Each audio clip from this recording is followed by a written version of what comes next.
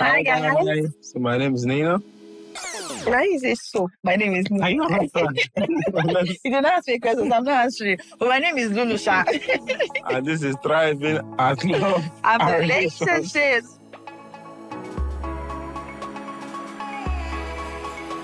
Welcome to Thriving at Love and What else I'm stressing you? Yeah. Who is it that I'm a wicked wife? Let's record this. I'm a troublesome wife. Record this. He was not recording. So, today's episode, we're going to be talking about how We went clubbing in London. we went clubbing in London. Man of God, went to club. Let me tell you, he dragged me there. I kept on kicking and pushing. I was like, no, I'm a child of God. I can't do this. No, the Lord will be angry. He said, no, we must go to club. We must dance. We must drink. I so I had to obey my husband. Okay. That's between you and your father in heaven.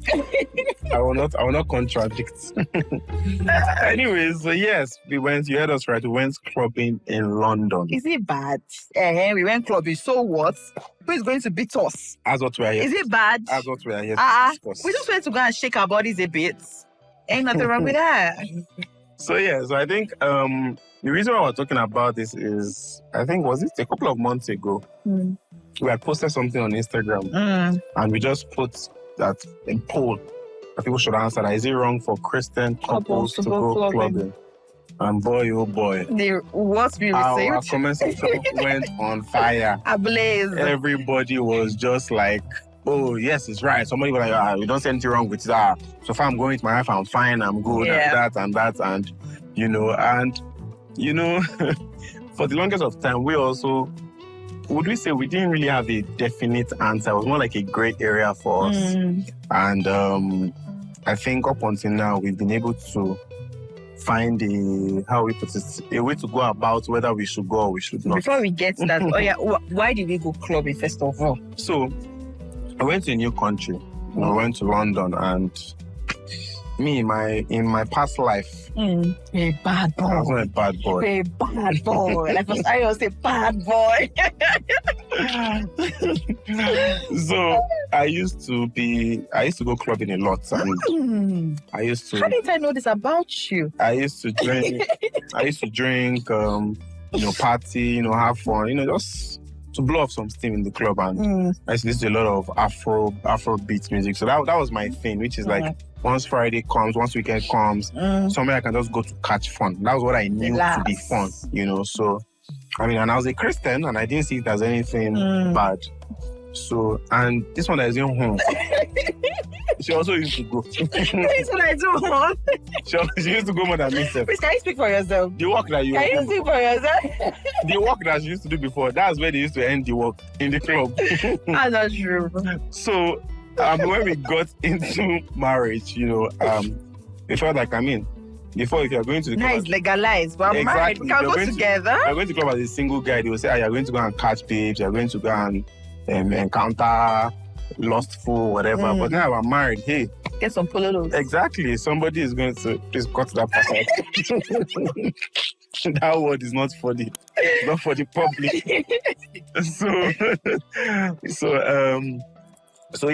So when we got into marriage, we're not like, okay, it's something that we can do that is legal. So when we were in London, I think it was our last night before we left, and we're like, you know what, babe?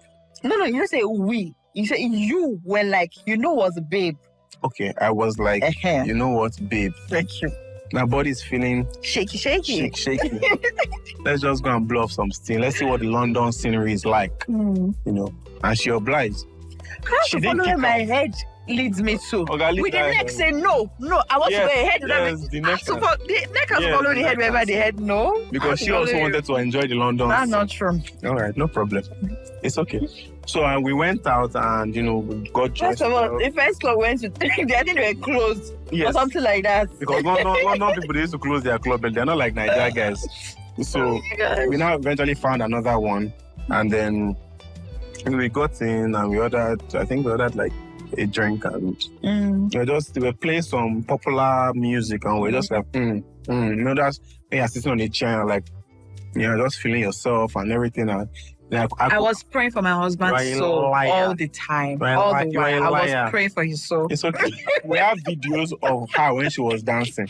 And just because of this, we're going to upload it. You have no evidence there. You have no evidence. You have no evidence. That's okay. I was praying by the side for you. That's just didn't know. That's okay.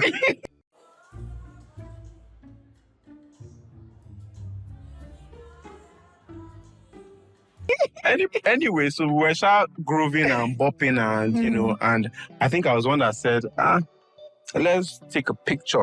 And post on the gram. And post on, on little stories and say, at the club, my boo.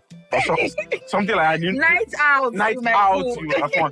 And she was like, babe, I don't think, the fact that we're at the club, I don't think this represents what we're about. I don't think we should post it. I was like, what do you mean we should not post it? So are we going to pretend? Actually, he was fighting me. I was like, are we going to pretend? Yes, we're both couples and we're going to have fun. Are we going to pretend? Like, please, we're not here to pretend to anybody. Yes, we go to the club. Let anybody come and beat us. Do you understand? And she was like, no, I don't think this is what we represent. And even us being here and everything. I was like, you guys are such a party pooper. Like, you're spoiling my vibe.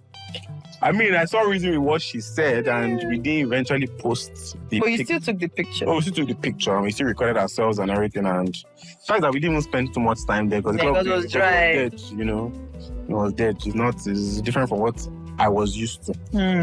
I like the eye one. But anyways, we didn't post the picture and we didn't post it online. And then I think it was later when we got back, we're not thinking that okay, this clubbing thing. Because even when we got back to Abuja, we used to think about it as on Fridays. Maybe let's just go to a lounge, let's go to a club, let's go and drink some, And then in the end, if we are drinking and we get tipsy, it's both of us. We will come home and finish. So it has to be legal.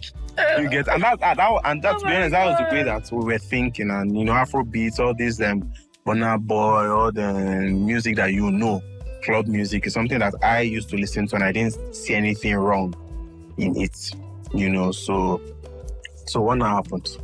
I don't know what happened. Please go on with your story. Anyways, for me personally, the Holy Spirit began to convict me and said that it's not really much about the music as to what is inside the music and what is coming into your soul. So, and I realized that in the past, I used to listen to like Afrobeats. I used to listen to rap. Like I used to be huge rap fan. Hardcore. Like if you knew me in those days. Oh God. Whether it's Drake, whether it's J. Cole, whether it's whatever. What's that Eminem. No, I said there's another guy. Which one? No. Okay, no, it's not like you used to listen to. So exactly. So that's what I used to listen to. But what I realized is that apart from the fact that the music was good, how I felt as a result of the music wasn't the best, because usually when I used to listen to rap music, that would make me it will evoke some feelings of lust, which is once I listen to rap music, I'm already thinking of how I want to take somebody's babe, or how I want to go to the club and a bad boy, how I want to drink. It invokes feelings of pride. It invokes feeling of spending money. You know that when you get to the club, there are some songs that they will play at 1 a.m. You will not know when you've ordered 2 more NSC.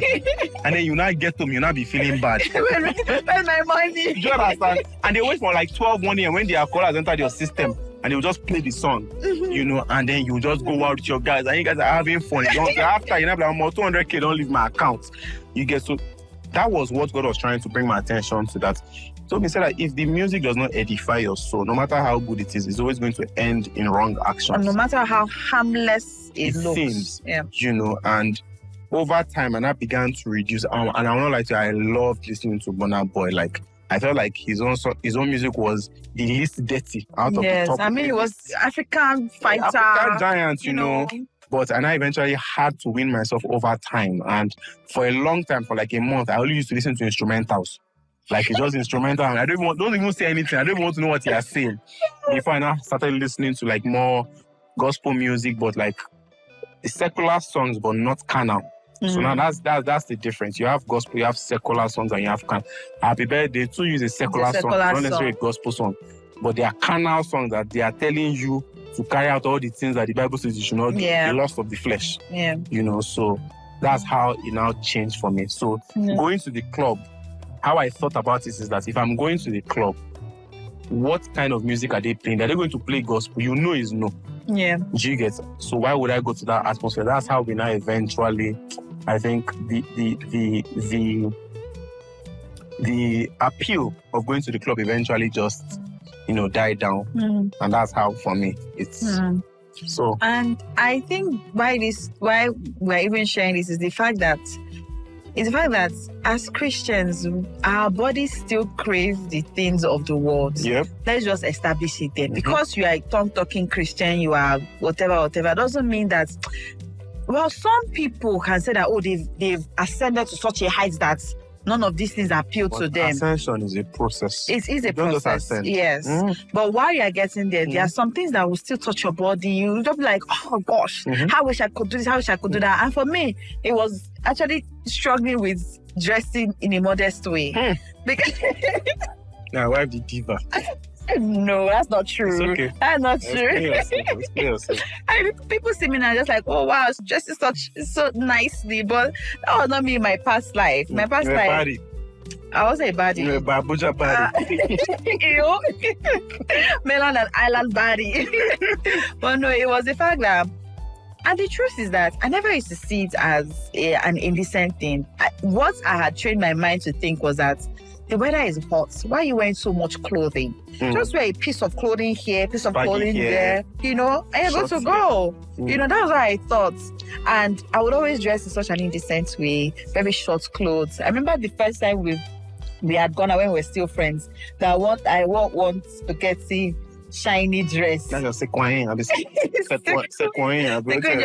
If I bent just a bit like this, you would see everything underneath my dress. And in my mind, I was like, and throughout that whole night, I was just speaking in tongues. I was a consecrated man in that time. Well, yeah. They had sent somebody to come and destroy who sent who? my consecration, but who sent who? Topic for another day. Make it clear. That's topic for another day. But anyway, that was something I used to struggle with.